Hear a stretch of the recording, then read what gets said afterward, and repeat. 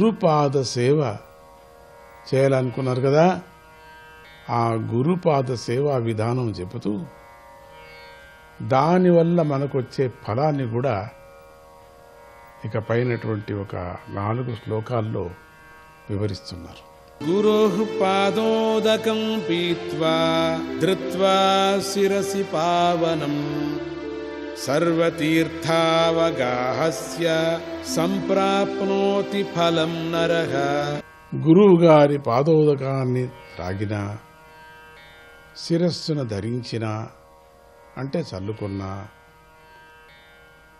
సర్వతీర్థాల్లోనూ స్నానం చేసిన ఫలం వస్తుంది అన్నారు. వెనుకటి శ్లోకంలో దేహీ అన్నారు, అంటే దేహం ధరించిన జీవి అని అర్థం. దేహం అంటే కామక్రోధాలు అని భావం. కనుక కామక్రోధాలతో కూడిన ఈ జీవికి పరిశుద్ధి కలగాలంటే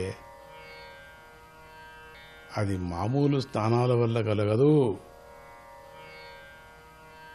మరి మనమేం చేయాలి అంటే గురు పాదోదకాన్ని భక్తితో త్రాగినందువల్ల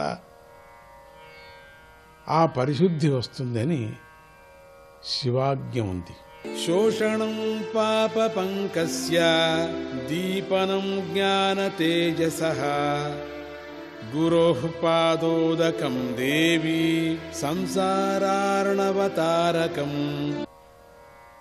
దేవి, గురు పాదోదకం పాపాలు అనే బురదను ఎండగొడుతుంది, జ్ఞానం అనే వెలుగును వెలిగిస్తుంది, సంసార సముద్రాన్ని దాటిస్తుంది. అవిద్యామూలనాశాయ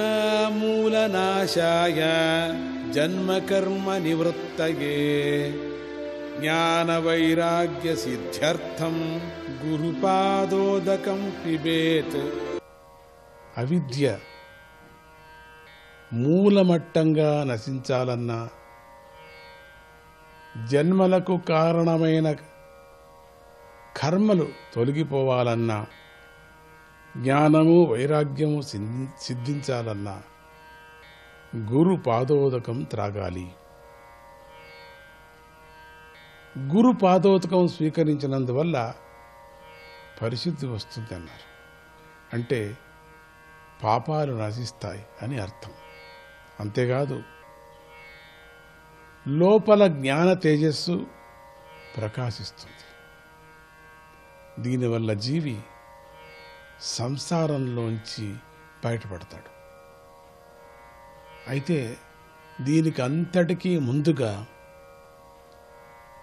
అవిద్య నశించాలి. కొందరికి ఈ విధానంలో అల్పజ్ఞానం వల్ల చాదస్తం పట్టుకుంటుంది, అది కూడా పోవాలి. తర్వాత మూలభూతమైన అవిద్య కూడా నశించాలి. జన్మ ఉండకుండా పోవాలి. ఒకవేళ జన్మ ఉన్నా కర్మ మాత్రం ఉండరాదు. అదేంటి, కర్మబంధము లేని జన్మ కలుగుతుందా అని మనకు సందేహం కలగచ్చు కదా. కొందరు మహనీయులకు కర్మబంధం లేని జన్మ ఉంటుంది. ఉదాహరణకు నామదేవుడు, ఆ స్వామి యొక్క కథను మనం విందామా? జై గురుదత్త.